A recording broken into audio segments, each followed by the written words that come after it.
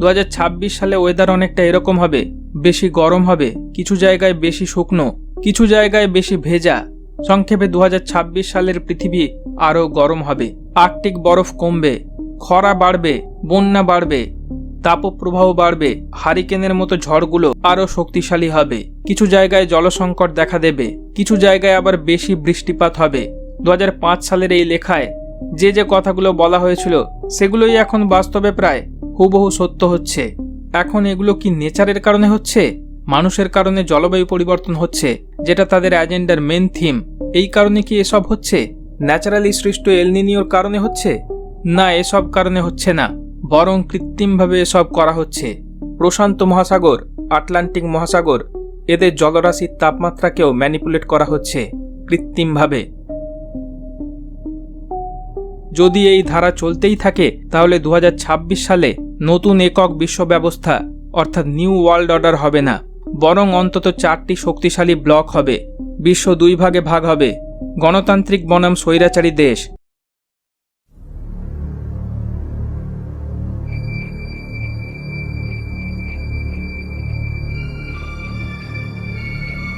আসসালামু আলাইকুম and welcome to my channel True Eyes. 2026-এ পৃথিবী কেমন হবে, ওয়ার্ল্ডের জিওপলিটিক্যাল সিনারিও কেমন দাঁড়াবে, ক্লাইমেট বা জলবায়ু কীরূপ হবে, এই সব সম্পর্কে 20 বছর আগেই 2005 সালেই বলে দিয়েছিল the Economist magazine the world in 2006-এর এডিশনে। এই আর্টিকেলে তারা যা যা বলেছিল আশ্চর্যজনকভাবে সেগুলোই এখন হুবহু বিশ্বে ঘটছে। এত সঠিক প্রেডিকশনস বা অনুমান, নাকি এখানেই প্রশ্নটা ওঠে যে এগুলো পূর্ব পরিকল্পিত, এগুলো আসলে বাস্তবায়িত করা হচ্ছে পরিকল্পনা অনুযায়ী? সব কিছু আগে থেকেই পুঙ্খানুপুঙ্খভাবে পরিকল্পনা করে রাখা আছে। যারা ওয়ার্ল্ডে এই মুহূর্তে রুল করছে, যারা অন্তরালে থেকে ওয়ার্ল্ডের জিওপলিটিক্স, ইকোনমি বা অর্থনীতি, ক্লাইমেট বা জলবায়ু সব কিছুই নিয়ন্ত্রণ করছে, তারাই আগে থেকে মাইন্ড প্রোগ্রামিংয়ের জন্যে এই সব ম্যাগাজিন, ফিল্ম, উপন্যাস, কার্টুন এই সব কিছুর মাধ্যমে আগত সময়ে কীরূপ পরিস্থিতি তৈরি হবে সেটা বলে দেয়, যাতে যখন সেগুলো সত্যি সত্যি ঘটবে বাস্তবে, তখন আর মানুষ শকড হবে না, অবাক হবে না, খুব স্বাভাবিকভাবে বিষয়গুলোকে নেবে, কোনো বিদ্রোহ করবে না, যেন এটা হওয়ারই ছিল। অনেক আগে থেকেই তো শুনে আসছি যে এরকম ঘটবে। ইকোনমিস্ট ম্যাগাজিন তো বলেই দিয়েছিল এগুলো যে কৃত্রিমভাবে ঘটানো হচ্ছে, আর এই ম্যাগাজিনের মালিকরাও যে এই চক্রান্তে সামিল সেটা উপলব্ধি করা তো দূর, উপলব্ধি করার ধারে কাছেও যেতে পারবে না। দেখুন তারা আর্টিকেলে কি কি বলেছিল সেটা আগে পড়ি, সামনে কিরূপ পরিস্থিতি অপেক্ষা করছে সেটাও জানতে পারবেন। 2026 সালের মধ্যে কি হতে পারে? চায়নার অর্থনীতি ইউএসএর থেকেও বড় হতে পারে, ইন্ডিয়ার অর্থনীতি ইউরোপের যে কোনো একক দেশের অর্থনীতির চেয়ে বড় হতে পারে, রাশিয়া, ব্রাজিল এবং ইন্দোনেশিয়াও খুব পিছিয়ে থাকবে না। মিডিয়ায় তখন এশিয়ান ভ্যালুজ আর বেজিং কনসেনসাস নিয়ে অনেক আলোচনা হবে। দেশগুলো প্রচণ্ড কাড়াকাড়ি করবে তেল, জল, দক্ষ শ্রমিকদের নিয়ে। সম্পদের জন্য বিশ্বে তীব্র প্রতিযোগিতা হবে, বড় দেশগুলোও নিরাপদ থাকবে না, সবচেয়ে বড় দেশগুলিও দুর্বল হতে পারে। ব্যক্তিগত ধ্বংসযজ্ঞ চালানো লোকেরা কম্পিউটার ব্যবহার করে বিশ্বে সমস্যা করতে পারে, সন্ত্রাসীরা বিশ্ববাজার থেকে ভয়ঙ্কর অস্ত্র কিনতে পারে, ছোট ছোট গোষ্ঠীও রাষ্ট্রের ক্ষতি করতে পারে। এতে শক্তিশালী দেশগুলো ডিফেন্সিভ ইম্পেরিয়ালিজম করতে পারে, মানে দুর্বল দেশ দখল বা নিয়ন্ত্রণ করতে চাইতে পারে, যাতে সেগুলো সন্ত্রাসীদের ঘাঁটি না হয়। একটু খেয়াল করলেই দেখতে পাবেন এখন এই সবগুলো ঘটছে। ক্ষমতার কেন্দ্র বদলাবে, ক্ষমতা উত্তর ও পশ্চিম থেকে দক্ষিণ ও পূর্বে সরে যাবে। আল জাজিরা এবং বলিউড দেখিয়ে দিয়েছে যে দুনিয়া আর শুধু আমেরিকার চোখে সব কিছু দেখে না। চায়না ও ইন্ডিয়ার মতো পুরনো সভ্যতাগুলো আরও আত্মবিশ্বাসী হবে, তারা গণতন্ত্র, স্বাধীনতা, আইন এসব বিষয়ে নিজেদের ধারণা তুলে ধরবে। যদি এই ধারা চলতেই থাকে তাহলে 2026 সালে নতুন একক বিশ্ব ব্যবস্থা অর্থাৎ নিউ ওয়ার্ল্ড অর্ডার হবে না, বরং অন্তত 4টি শক্তিশালী ব্লক হবে, বিশ্ব 2 ভাগে ভাগ হবে, গণতান্ত্রিক বনাম স্বৈরাচারী দেশ, যারা শক্তির ভারসাম্য চায়, বনাম যারা আন্তর্জাতিক আইন ও প্রতিষ্ঠানের ভিত্তিতে বিশ্ব চায়। যে 4টি ব্লক তৈরি হবে সেগুলো নিয়ে এবার তারা বলছে। প্রথম শক্তি আমেরিকান বিশ্ব, সবচেয়ে শক্তিশালী ব্লক থাকবে আমেরিকার নেতৃত্বে, বিশেষ করে যদি তারা ইন্ডিয়াকে পাশে পায়। তবে ডলারের দুর্বলতা, অতিরিক্ত সামরিক উপস্থিতি এসব কারণে আমেরিকা যতটা আকর্ষণ করবে ততটাই আবার মানুষকে দূরে ঠেলবে। পুরনো মিত্ররা European Union, Japan, South Korea ঠান্ডা যুদ্ধের সময়ের মতো আমেরিকার নেতৃত্বে আগ্রহী নাও থাকতে পারে। দ্বিতীয় শক্তি একটি বড় ইউরোস্ফিয়ার গড়ে উঠতে পারে, যেখানে থাকবে Bulgaria, Romania, Norway, Switzerland, Turkey, Ukraine, Balkans, Moldova, Belarus, Georgia. এরা গণতন্ত্রে বিশ্বাস রাখবে, কিন্তু আমেরিকার ইউনিল্যাটারাল পলিসি অর্থাৎ একাই সিদ্ধান্ত নেওয়া এটাকে পছন্দ করবে না। আরও প্রায় 70টি দেশ পুরনো সোভিয়েত অঞ্চল, মধ্যপ্রাচ্য, আফ্রিকা ব্যবসা, সাহায্য, বিনিয়োগের জন্য ইউরোপের দিকে ঝুঁকবে। তৃতীয় শক্তি পূর্ব ইউরোপের বাইরে রাশিয়া, চীন জোট। ইউরোপের পূর্বে থাকবে রাশিয়া ও চায়নার প্রভাব। এরা স্বৈরাচারী সরকারকে একত্র করবে, গণতান্ত্রিক বিস্তার ঠেকাতে চাইবে, বহুপাক্ষিক প্রতিষ্ঠান ব্যবহার করে আমেরিকার বিরুদ্ধে চাপ দেবে। চায়নার সাথে থাকবে এমন দেশগুলো যারা গণতন্ত্র ছাড়াই ধনী হতে চায়। তারপর রাশিয়ার সঙ্গে থাকবে Kazakhstan, Kyrgyzstan, Tajikistan, Uzbekistan. China ও রাশিয়া সাংহাই কোঅপারেশন অর্গানাইজেশনকে অ্যান্টি G7 ব্লক হিসাবে বানাতে পারে। চতুর্থ শক্তি ফেথ জোন, ধর্মভিত্তিক অঞ্চল। এখানে গণতন্ত্র বা আইনের শাসন নয়, ধর্মীয় জাগরণ বড় ভূমিকা নেবে। মুসলিম বিশ্ব ফ্রন্টলাইন হবে। যদিও কিছু দেশ, লেবানন, প্যালেস্টাইন, ইরান গণতান্ত্রিক মুসলিম ধারা আনতে পারে। এই পয়েন্টটা গুরুত্বপূর্ণ। বোঝা যাচ্ছে ইরান তথা শিয়া শাসক এই কাজটা করবে, কিন্তু অনেক দেশ রাজনীতি বদলাতে পারবে না। সৌদি আরবিয়া, ইজিপ্ট, ইরাকে দুর্নীতিগ্রস্ত শাসকরা ইসলামপন্থীদের হাতে ক্ষমতা হারাতে পারে। সব দেশই যে কোনো না কোনো ব্লকে থাকবে এরকম না। অনেক দেশ সুইং কান্ট্রি হবে, যেদিকে লাভ বেশি সেদিকে যাবে। প্রতিযোগিতা তীব্র হবে, বিশেষ করে দক্ষিণ পূর্ব এশিয়া, মধ্য এশিয়া, ককেশাস, মধ্যপ্রাচ্য এইসব অঞ্চলগুলোতে। ইন্ডিয়া হতে পারে সবচেয়ে বড় সুইং কান্ট্রি। ভালো খবর, এই 4 ভাগ বিশ্বে বড় যুদ্ধের সম্ভাবনা কমাবে, কারণ সবকটা ব্লকই খুবই শক্তিশালী। তবে ফেথ জোনে উগ্রবাদ বাড়ার ঝুঁকি থাকবে। তবুও এই 4টি শক্তি এক অর্থনৈতিক ব্যবস্থায় বাঁধা থাকবে, একে অন্যের সাথে বাণিজ্য করবে, বিনিয়োগ করবে। তাই সফট পাওয়ার ব্যালেন্স তুলনামূলক স্থিতিশীল থাকবে।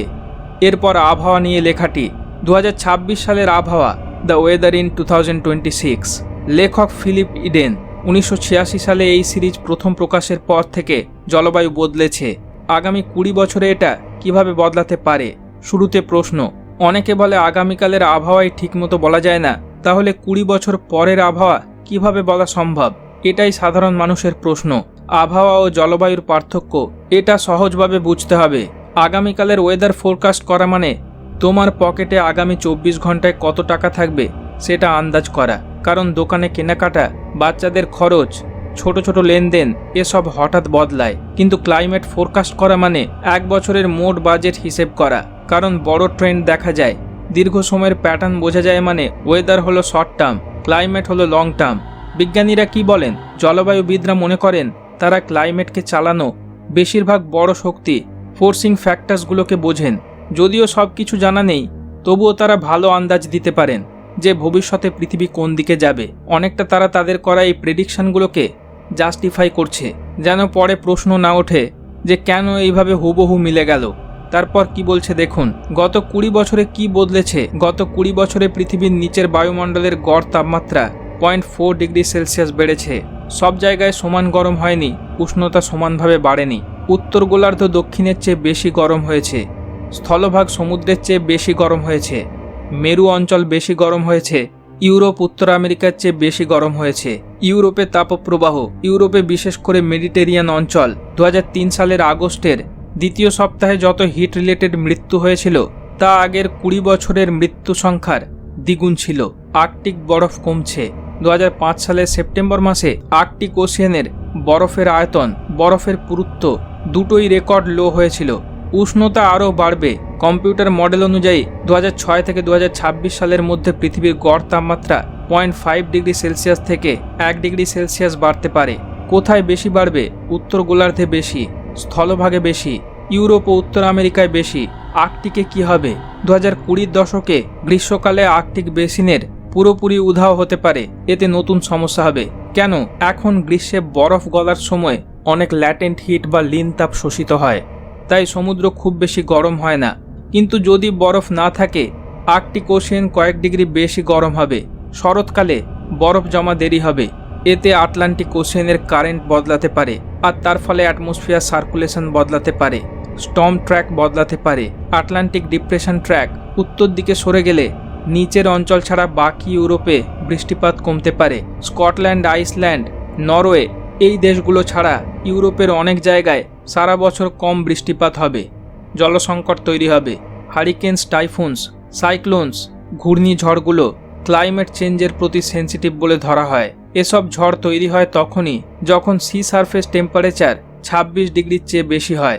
সাম্প্রতিক সময়ে যদি দেখা যায় আটলান্টিক ও ক্যারিবিয়ান অঞ্চলে ঝড়ের সংখ্যা বেড়েছে, যেমনটা এখানে বলা হয়েছে, তবে এটা হয়তো ন্যাচারাল 60 ইয়ার সাইকেলের অংশও হতে পারে। 19 শতকের শেষের দিকেও তাপমাত্রা বৃদ্ধি পেয়েছিল এবং এই রকম অনেকটা পরিস্থিতি তৈরি হয়েছিল। খরা হয়েছিল অনেক জায়গায়, আর এখন পৃথিবীর তাপমাত্রা অনেকটাই বৃদ্ধি পেয়েছে।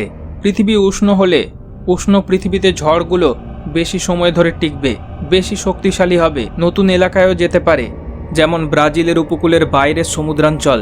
যদিও প্রাকৃতিক চক্র অনুযায়ী এখন থেকে 2026 সালের মধ্যে এসব ঝড়ের সংখ্যা কিছুটা কমতে পারে, তবে ঝড়ের মৌসুম দীর্ঘ হওয়ার কারণে সেই কমার প্রভাব কিছুটা পুষিয়ে যেতে পারে। এটাও মনে রাখতে হবে যে এই ঝড়গুলো ঝুঁকিতে থাকা উপকূলীয় অঞ্চলগুলো টেক্সাস থেকে তাইওয়ান, ফ্লোরিডা থেকে ফিলিপিন্স পর্যন্ত ক্রমেই বেশি নগরায়িত হচ্ছে এবং ফলে মানুষের জীবন ও অর্থনীতির বড় ক্ষতির আশঙ্কাও বাড়ছে। ক্লাইমেট অ্যাভারেজ বা গড় না, এক্সট্রিমও হয়। একসময় বলা হতো ক্লাইমেট মানে অ্যাভারেজ ওয়েদার, গড় আবহাওয়া, কিন্তু সেটা পুরো সত্য না।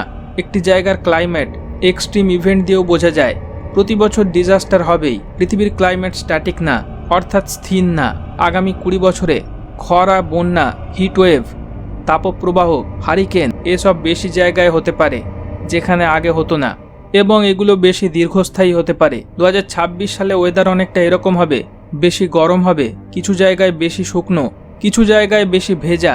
সংক্ষেপে 2026 সালের পৃথিবী আরও গরম হবে। আর্কটিক বরফ কমবে, খরা বাড়বে, বন্যা বাড়বে, তাপপ্রবাহ বাড়বে, হারিকেনের মতো ঝড়গুলো আরও শক্তিশালী হবে। কিছু জায়গায় জলসংকট দেখা দেবে, কিছু জায়গায় আবার বেশি বৃষ্টিপাত হবে। 2005 সালের এই লেখায় যে যে কথাগুলো বলা হয়েছিল সেগুলোই এখন বাস্তবে প্রায় হুবহু সত্য হচ্ছে।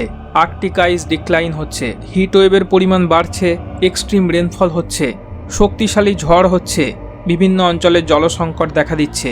এখন এই প্রেডিকশনসগুলো কোনো সাধারণ প্রেডিকশনস না। এই ছবিটা এল নিনিও গ্লোবাল ওয়ার্মিং এফেক্টকে বোঝাচ্ছে। আর এই বছরই এল নিনিও ব্যাপকভাবে শিরোনামে আসছে।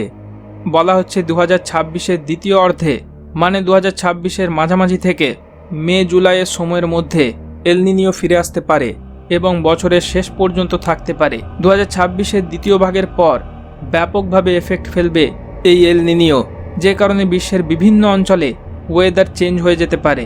যেমন ভারতীয় উপমহাদেশের অঞ্চলে কম বৃষ্টিপাত হবে, এমনকি খরাও হতে পারে। ছবিতে দেখা যাচ্ছে তাপপ্রবাহ, খরা, আইসের পরিমাণ কমে যাওয়া, হারিকেন রিস্ক, পৃথিবী ওভারহিটেড হয়ে যাওয়া। দেখুন, একটা রাগী মুখের অবয়ব দেওয়া আছে, যার চোখ যেন লাল হয়ে আছে। এগুলো সাধারণত এল নিনিওর বছরে বেশি দেখা যায়। বিশেষ করে গ্লোবাল অ্যাভারেজ টেম্পারেচার বাড়ে, ইন্ডিয়াতে বর্ষা দুর্বল হতে পারে, এশিয়াতে হিটওয়েভ চলবে, তাপপ্রবাহ, অস্ট্রেলিয়াতে খরা হবে। লা নিনিয়া হলে যেসব এফেক্টগুলো হতো সেগুলো এখানে দেখা যাচ্ছে না। নিনিও অর্থাৎ বাচ্চা, আর এল নিনিও অর্থাৎ ছেলে বাচ্চা। দেখুন, এখানে ছেলে বাচ্চারই কিন্তু ছবি দেওয়া হয়েছে, মানে এল নিনিওকেই তারা পরিষ্কারভাবে বুঝিয়েছে। এল নিনিও কি বলা হয়? প্রশান্ত মহাসাগরের পূর্ব ও মধ্যভাগ, যেখানে সাধারণত ঠান্ডা জল থাকে, সেই অঞ্চলের জল অস্বাভাবিকভাবে উত্তপ্ত হয়ে গেলে ওই বিপুল উত্তপ্ত জলরাশির ফলে সৃষ্ট উত্তপ্ত বাতাস পুরো পৃথিবীর আবহাওয়ার উপরে প্রভাব বিস্তার করতে সক্ষম। প্রায় পুরো পৃথিবীর বৃষ্টিপাত, বাতাস, আবহাওয়ার প্যাটার্নের উপরে প্রভাব ফেলে এটা। উত্তপ্ত জলরাশি ও বাতাসের গতিও বিভিন্ন কারণে পরিবর্তিত হতে পারে। যে অঞ্চলে বৃষ্টিপাত হওয়ার কথা ছিল সেখানে খরা হয়ে যাবে, আর যেখানে বৃষ্টিপাত হওয়ার কথা ছিল না সেখানে মেঘ সৃষ্টি হয়ে বৃষ্টিপাত ঘটে যাবে। এই পুরো ফেনোমেনাকেই এল নিনিও বলে। এরকমও বলা হচ্ছে যে যদি প্যাসিফিক ওশিয়ান বা প্রশান্ত মহাসাগরে গরম ওয়াটারের পরিমাণ আরও বাড়ে তাহলে স্ট্রং এল নিনিও, এমনকি ভেরি স্ট্রং এল নিনিও হওয়ার সম্ভাবনাও আছে। সুপার এল নিনিও, নোয়া এক রিপোর্টে বলছে ভেরি স্ট্রং ইভেন্ট হওয়ার চান্স 4-এর মধ্যে 1। নোয়া এই নামটাও রাখা হয়েছে নোয়া বা নূহ আলাইসাল্লামকে ইন্ডিকেট করে। নূহ আলাইসাল্লামের সময় যে মহাপ্লাবন হয়েছিল তার অনুকরণেই শয়তান বিপর্যয় আনবে কৃত্রিমভাবে। যেগুলোকে প্রাকৃতিক বিপর্যয় মনে হবে। এল নিনিও এলে সাধারণত এশিয়ার বিভিন্ন অঞ্চলগুলোতে যেমন ইন্ডিয়া, বাংলাদেশে বর্ষা দুর্বল হতে পারে, হিট ওয়েভ বাড়তে পারে, যেটা এখনই দেখা যাচ্ছে। তবে এগুলোর পিছনের আসল কারণ একটু পরেই বলছি। আফ্রিকাতে কিছু অঞ্চলে অতিবৃষ্টি, কিছু অঞ্চলে খরা হবে, সাউথ আমেরিকার পেরু, ইকুয়েডরে ভারী বর্ষণ হবে, বন্যা হবে, সাউথ আমেরিকাতে বেশি বৃষ্টিপাত হবে, নর্থ আমেরিকাতে উষ্ণতা বাড়তে পারে। ছবির উপরে আর্কটিক অংশে লেখা লো লেভেলস অফ আইস, মানে উত্তর মেরু সি আইস কমে যাচ্ছে, গ্রিনল্যান্ড আইস মেল্ট বাড়ছে, পোলার ওয়ার্মিং দ্রুত হচ্ছে। সত্যিই এখন এই অঞ্চলগুলোতে এটাই হচ্ছে। এরপর আছে খরা, ডান দিকে উপরে লেখা ড্রাউট, মানে রেনফল প্যাটার্ন বদলাবে, কিছু দেশ শুকিয়ে যাবে, কৃষি ক্ষতি, জলসংকট এসব। আফ্রিকার অনেক অংশ, ইন্ডিয়ার কিছু অংশ, স্পেন, ইউএসএ, সাউথ ওয়েস্ট, এগুলোতে খরা বাস্তবেই একটি বড় সমস্যাতে পরিণত হয়েছে। এইরকমভাবে হারিকেনস, হিটওয়েভ এগুলো দেখিয়েছে। বিগত কিছু বছরে বেশ কিছু জোরালো ঝড় তৈরি হয়েছে আমেরিকাতে। এই মুহূর্তে বর্তমানে Europe, India, middle east, south এশিয়াতে চলছে হিটওয়েভ, যেটা একটা বড় ইস্যুতে পরিণত হয়েছে। এরপর আছে হাই প্রেশার ডোম হলে রেন আটকে যায়, হিট ট্র্যাপড হয়, খরা বাড়ে। হিট ডোম শব্দটাই এখন একটি কমন শব্দে পরিণত হয়েছে। ডিপ্রেশন ট্র্যাক দেখানো হয়েছে, মাঝে একটি কার্ভড লাইন দেওয়া হয়েছে। স্টর্ম পাথ, ঝড়ের রাস্তা শিফট করবে, পরিবর্তন হবে। সি মনস্টার বা ক্র্যাকেন, নিচে কালো অক্টোপাস লাইক ক্রিয়েচারকে দেখানো হয়েছে। কয়েক মাস আগেই সমুদ্র থেকে এমন প্রাণী উঠে আসতে দেখা গেছে যারা ডিপেস্ট লেয়ারে বাস করত, তারা কখনোই উপরে উঠে আসতো না। এটা নিয়ে অনেক আলোচনা করা হয়েছে যে জলবায়ু পরিবর্তনের কারণে সমুদ্রের বাস্তুতন্ত্রে এফেক্ট পড়েছে। এইসব প্রাণীগুলো এই কারণেই উঠে আসছে। এরকম আরও অজানা প্রাণীরাও উঠে আসতে পারে সমুদ্র থেকে। এল নিনিও হলে দেখা যাচ্ছে পেরুতে বন্যা হচ্ছে, ইন্দোনেশিয়াতে খরা হচ্ছে, ভারতে দুর্বল বর্ষা, অস্ট্রেলিয়াতে খরা হচ্ছে। এখন কি এই এল নিনিওর এফেক্ট প্রাকৃতিকভাবে হচ্ছে? না, প্রশান্ত মহাসাগর, আটলান্টিক মহাসাগর এদের জলরাশির তাপমাত্রাকেও ম্যানিপুলেট করা হচ্ছে কৃত্রিমভাবে। সমুদ্রের উপরের স্তরের তাপমাত্রা, সি সারফেস টেম্পারেচারকে অস্বাভাবিকভাবে বাড়িয়ে দেওয়া হচ্ছে। এখন এগুলো কি নেচারের কারণে হচ্ছে, মানুষের কারণে জলবায়ু পরিবর্তন হচ্ছে, যেটা তাদের অ্যাজেন্ডার মেন থিম? এই কারণে কি এসব হচ্ছে? ন্যাচারালি সৃষ্ট এল নিনিওর কারণে হচ্ছে? না, এসব কারণে হচ্ছে না, বরং কৃত্রিমভাবে এসব করা হচ্ছে। এই আর্টিকেলটি 6 বছর পরে এই কভারে তারা আসল জিনিসটা দেখিয়েছিল, একটা যন্ত্র যেটা দিয়ে ক্লাইমেট চেঞ্জ করা হচ্ছে, আর সেটা কন্ট্রোল করছে একজন ড্র্যাকুলা, যে আসলে দাজ্জাল। এই পুরো স্যাটানিক সিস্টেমের লিডার। আয়নোস্ফিয়ার ম্যানিপুলেট করে, ক্লাউড সিডিং করে আবহাওয়া পরিবর্তন করা হচ্ছে, বরফ গলানো হচ্ছে, বাতাসে কেমট্রেলের মাধ্যমে সূক্ষ্ম গ্লাস পার্টিকেল ছড়িয়ে দেওয়া হচ্ছে, বা ওই রকম ধরনের পার্টিকেলগুলোকে ছড়িয়ে দেওয়া হচ্ছে যেগুলো অনেকটা আতশ কাঁচের মতো কাজ করে, সূর্য রশ্মিকে রিফ্লেক্ট করে একটা অঞ্চলের উষ্ণতাকে অনেকটাই বাড়িয়ে দিতে পারে। এটা সিম্পসন্স কার্টুনেও দেখিয়েছিল তারা।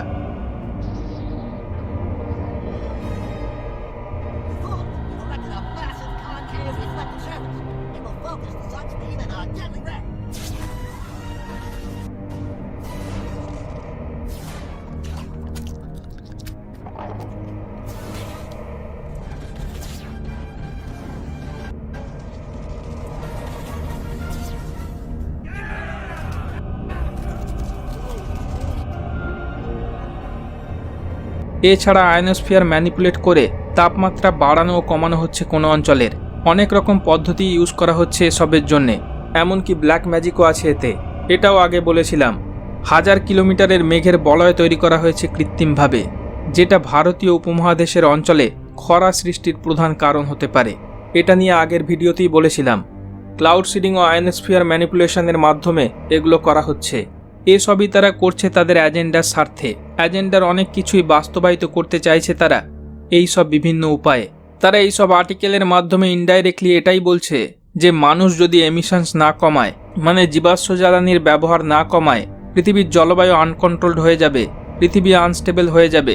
আর এই কারণে তাড়াতাড়ি সবাই রিনিউয়েবল এনার্জিতে শিফট হয়ে যাও, সোলার পাওয়ারের মতো পাওয়ারগুলো ইউজ করো। কারণ রিনিউয়েবল এনার্জিতে ট্রান্সফার হয়ে গেলেই সেগুলোকে ডিজিটালাইজেশনের আওতায় আনা যাবে, নজরদারির আওতায় আনা যাবে। কে কত এনার্জি কনজিউম করছে সেসব পুঙ্খানুপুঙ্খভাবে তদারকি করা যাবে। এটা দাজ্জালের একটি অন্যতম বৈশিষ্ট্য, যেটা একসময় ফেরাউনও করত। তারা তো বলেই দিয়েছে 2030-এর মধ্যে কারো কোনো প্রাইভেসি থাকবে না, কোনো কিছুকে নিজের বলে দাবি করতে পারবে না, সব কিছুতে সব বিষয়ে প্রতি মুহূর্তে তাকে নজরদারির মধ্যে রাখা হবে। এই রকম নজরদারির মধ্যেই অনেকটা এখনই চীনের মানুষরা আছে। সারা বিশ্বে চীনের এই মডেলটাকেই কার্যকর করা হবে, এটাই তাদের লক্ষ্য। বলছে 2026-এ একটাই অর্ডার হবে না, 4টে ব্লক হবে, অর্থাৎ তারা ছোট করে এনেছে, এখন শুধু এই 4টেকে একটাতে রূপান্তরিত করা, তারপরেই তারা তাদের লক্ষ্যে পৌঁছাতে পারবে। দ্য ইকোনমিস্ট নিজেই বলল দেখলেন যে জলবায়ুবিদরা সব কিছু জানেন না, তারপরেও নাকি তারা ভালো আন্দাজ দিতে পারেন। তা বলে এত ভালো আন্দাজ, এত নিখুঁত, তাও আবার 20 বছর পরের একটি বছরকে নিয়ে, যে বছরে আমরা এখন আছি। পূর্ব পরিকল্পনা ছাড়া এটাকে কি কোনোভাবেই ব্যাখ্যা করা যায়? ধ্রুব রাঠি এল নিনিও নিয়ে তার ভিডিওতে সবচেয়ে স্ট্রেস দিয়ে যে পয়েন্টটা বলেছে সেটা হলো এই সব সমস্যাগুলো কাউন্টার করার জন্যে, মানে মোকাবিলা করার জন্যে সোলার প্যানেল লাগানো শুরু করুন, জীবাশ্ম জ্বালানি ব্যবহার করা বন্ধ করে দিন, যে কারণে জলবায়ু পরিবর্তন হচ্ছে। সোলার প্যানেলের এখন দামও কমিয়ে দেওয়া হয়েছে, অনেকটাই অ্যাফোর্ডেবল করে দেওয়া হয়েছে। বলেছিলাম এই রাঠিও তাদের এজেন্ট হিসাবে কাজ করে। এই বিষয়টায় এক্সপ্লিসিটলি সেটা বুঝতে পারবেন, কারণটা বললাম কেন রিনিউয়েবল এনার্জিতে তারা সবাইকে নিয়ে যেতে চাইছে। तीसरा, क्लाइमेट चेंज को तो हम अकेले रोक नहीं सकते, लेकिन हम सब कलेक्टिवली अपना छोटा सा कंट्रीब्यूशन जरूर दे सकते हैं। आपके घर में जो बिजली आती है उसका एक बड़ा पोर्शन कोयले से आता है। इंडिया की इलेक्ट्रिसिटी में अभी भी 70% कंट्रीब्यूशन कोयले का है, जिसके जलने से ना सिर्फ एयर पोल्यूशन फैलता है बल्कि क्लाइमेट चेंज पर भी एक बहुत बड़ा असर पड़ता है। आप ग्रिड पर डिपेंडेंट होना बंद कीजिए, अपने घर पर सोलर पैनल्स लगाइए। अगर घर पर छत नहीं है तो अपने फ्लैट्स में बैल्कनीज पर सोलर पैनल्स लगा सकते हैं। रिसेंट टाइम्स में सोलर पैनल्स का प्राइस बहुत ज्यादा नीचे गिर गया है। एक्चुअली में ये आपके पैसे भी बचाएगा। सीरिया जैसे देशों को देखिए जहां वॉर ने सब कुछ खत्म कर दिया था, लेकिन अनइंटेंशनली अब वहां पर सोलर रेवोल्यूशन देखने को मिल रही है क्योंकि सोलर इतना सस्ता हो गया है। The unaffordable price of imported fuel means that many here in Damascus are dependent on solar panels to power their homes instead of using private generators. मेरा खुद का घर अब ऑलमोस्ट पूरा सोलर एनर्जी पर चलता है, सिर्फ छत पर लगाए गए पैनल्स की मदद से। आप भी ऐसा कर सकते हैं और करना चाहिए, क्योंकि जो एल नीनियो इस साल आ रहा है वो आखिरी नहीं होगा। ये अगले 3-4 साल बाद फिर आएगा, फिर उसके 3-4 साल बाद फिर से आएगा, और हर बार ये एक नई गर्म बेसलाइन पर हिट करेगा। अगर हमने अपने कार्बन एमिशंस नहीं घटाए, जंगलों को नहीं बचाया और रिन्यूएबल एनर्जी में इन्वेस्ट नहीं किया, तो एक दिन ऐसा आएगा जब हर साल एक एल नीनियो ईयर जैसा फील होगा।